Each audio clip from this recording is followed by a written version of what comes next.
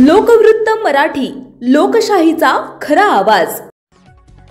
मराठा आंदोलक मनोज जरांगे पाटील यांनी गुरुवारी पुन्हा एकदा सत्ताधारी राष्ट्रवादी काँग्रेसचे आमदार तथा माजी मंत्री धनंजय मुंडे यांच्यावर निशाणा साधला।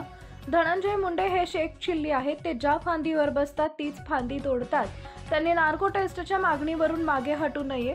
या चाचणीतून तरी त्यांनी महादेव मुंडे यांचं काय केलं, बापू आंधळेंचं काय केलं, गित्तेंचं काय केलं व संतोष देशमुख प्रकरणात काय केलं हे समोर येईल। नार्को टेस्ट मधून त्यांनी अंधारात किती चाली रचल्या हेही सत्य समोर येईल असं ते म्हणाले। मनोज जरांगे यांनी गुरुवारी सकाळी पत्रकारांशी संवाद साधला। त्यात त्यांनी त्यांच्या घातपाताचा कथित कट रचल्याप्रकरणी धनंजय मुंडे यांच्यावर सडकून टीका केली। ते म्हणाले, मी लपत नाही, मला लपता पण येत नाही, राजकारणाचा मला नादच नाही, पण समाजाच्या जीवावर उठल्यानंतर मी दम खात नाही। तुम्ही तुमचं राजकारण करा, मोठं व्हा, मराठ्यांवर अन्याय का करता? तुम्ही अन्याय केला मग मी सोडणार नाही। तुम्ही किती जहागीरदार असला तरी मी सोडणार नाही। मला आत्ताच्या प्रकरणातही राजकारण आणायचं नाही। माझ्या घातपाताच्या प्रकरणात मी नार्को टेस्टची मागणी केली, त्या धनंजय मुंडे माणसानं केली। आता लपायचं नाही, चला नार्को टेस्टला। जातवान वागायचं। त्यांनी टेस्टची तयारी दर्शवल्यानंतर मी दुसऱ्याच दिवशी अर्ज केला। माझा अर्ज चुकीचा असेल तर तुम्ही कसाही लिहून आणा, कोर्टात चला, हायकोर्टात चला, राज्यपालांकडे चला, राष्ट्रपतींकडे चला, कुठेही चला, तिथं सह्या केल्या नाहीत तर दोन बापांची औलाद, मी शेतकऱ्याचा मुलगा, आम्हाला खोटं चालत नाही। हा अलिबाबा नव्हे तर शेख चिल्ली आहे, ज्या झाडावर बसतो तेच झाड तोडतो आणि फांदीवरून पडतो।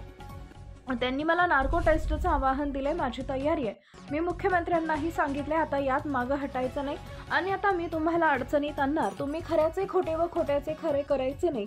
त्यांनी दिलेल्या आव्हानानुसार नार्को टेस्ट होऊ द्या। माझ्यामुळं काही सर्व काही महादेव मुंडे यांचं केलं, काय केलं, बापू आंधळेला काय केलं, गित्तेला काय केलं, संतोष देशमुख प्रकरणात काय केलं हे समोर येईल। अंधारात बसून किती चाली रचल्या हेही समोर येईल।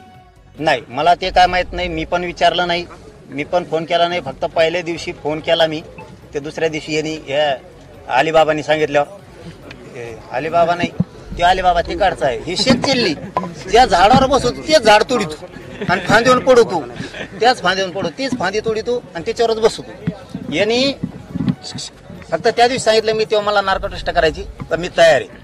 मुख्यमंत्र्यांना सांगितलं, आता याच्यात मागं सारखं नेण्याचं तुम्हाला मग मी अडचणीत आणणार। तुम्ही खऱ्याचं खोटं, खोट्याचं खरं करायचं नाही। तो म्हणतो ना नार्को टेस्ट करायची तर हो द्या, मायामुळं सगळं तर बाहेर येईन त्याचं।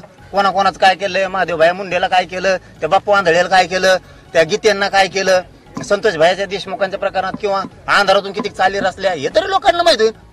अरे ते वंदऱ्याला सुद्धा सुख नाही यार याच्यामुळं, चांगले जात सुद्धा याच्यामुळे बदनाम होती विनाकारण। आणि आता त्यांना रस्त्यावर उतरतोय, रस्ता रोको करा, नामका करा, म्हणजे गरीबाला तुला गरीब मराठ्याचं त्याचा टोला टोली लावून द्यायची होय आणि पाप तू करी जाय। आता दोघंच आपण, टेन्शन घ्यायचं नाही। वंजारी नको, मराठी नको, दलित नको, मुस्लिम नको, बहुजन नको, कुणीच नको। तू नार्को टेस्टला चल, मी चल, घालून तिथं कानाळ्या घालत 2-2 अडीच घालून दे, चल तू तिकडे चल, पाटांना त्या मशीनात जाऊन हाक तिथं पण चल।